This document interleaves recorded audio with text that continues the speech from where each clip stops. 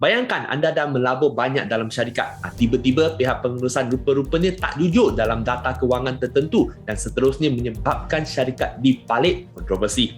Ini akan beri kesan terus kepada harga saham dan kepercayaan pelabur kepada syarikat. Pastinya harga saham akan jatuh dan anda alami kerugian besar. Macam itulah saja duit anda sudah burn. Jadi hari ini saya nak kongsikan antara 4 skandal perakaunan terbesar di dunia. Kesemuanya berpunca daripada pihak pengurusan yang tak amanah, tamak dan tiada integriti. Okey, so sebelum itu, jangan lupa ya untuk like dan subscribe supaya anda tidak akan ditipu oleh mereka yang ingin menipu dan curi duit anda. Dah tekan? Okey, jom kita mula. Pertama, skandal Enron pada 2001.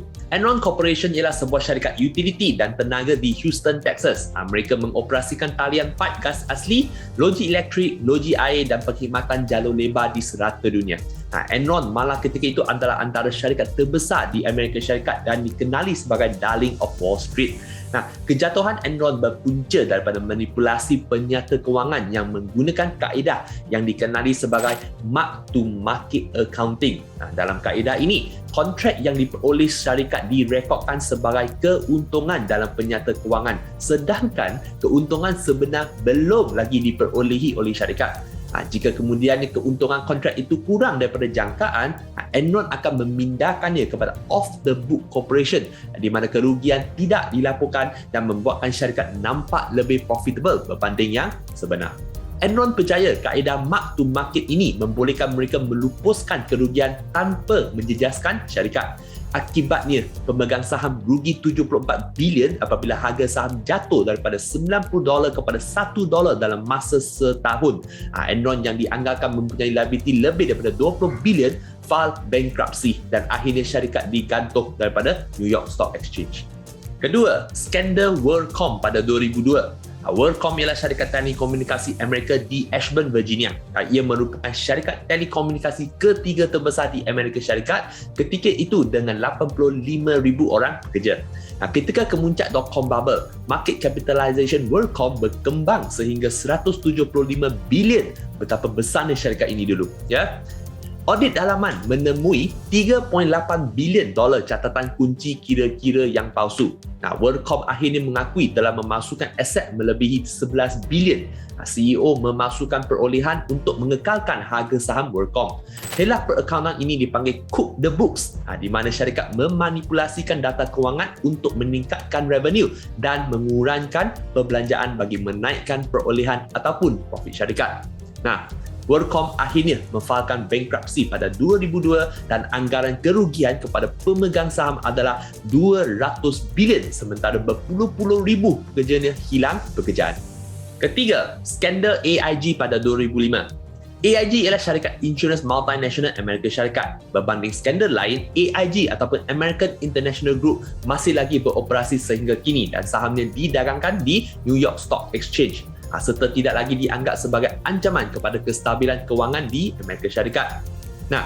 Pada 2005, AIG dan CEO Hank Greenberg didapati bersalah kerana memanipulasi harga saham. Siasatan SEC mendapati AIG melakukan sham transaction dengan General Reinsurance Company untuk meningkatkan result syarikat.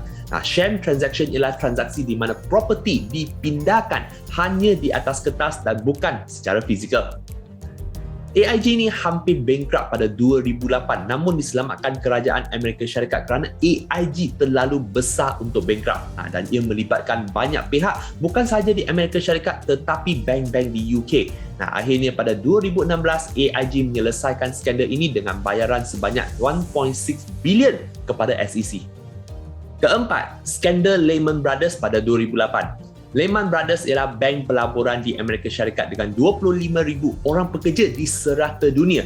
Ketika syarikat ini ditutup pada 2008, ia sudah pun berusia 150 tahun. Skandal ini adalah antara yang menyumbang kepada krisis kewangan pada 2008.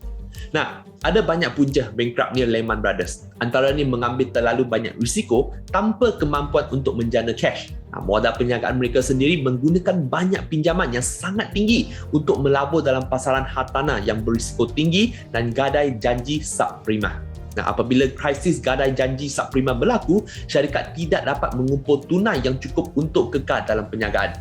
Walaupun mempunyai aset sebanyak 639 bilion dan hutang sebanyak 613, namun asetnya sukar dijual. Aliran wang ataupun cash flow syarikat yang bermasalah adalah punca syarikat bankrupt. Akibatnya, Lehman Brothers memfailkan bankruptcy pada 2008 dan pasaran saham Amerika Syarikat turut jatuh teruk ketika itu. Nampak tak betapa bahayanya kita melabur tanpa menyimak latar belakang pihak pengurusan syarikat? Nah, jangan fikir syarikat besar dan sudah lama bertapak dalam industri mereka, susah nak rugi sebab skandal-skandal ini semuanya melibatkan syarikat yang sangat besar ketika zaman mereka. So, ada belajar sesuatu tak? Okay, so ingat ya untuk kongsi pendapat anda di ruangan komen. Dan jangan lupa ya untuk like, subscribe dan share video ini. Okay, so semoga kita jumpa lagi di video akan datang.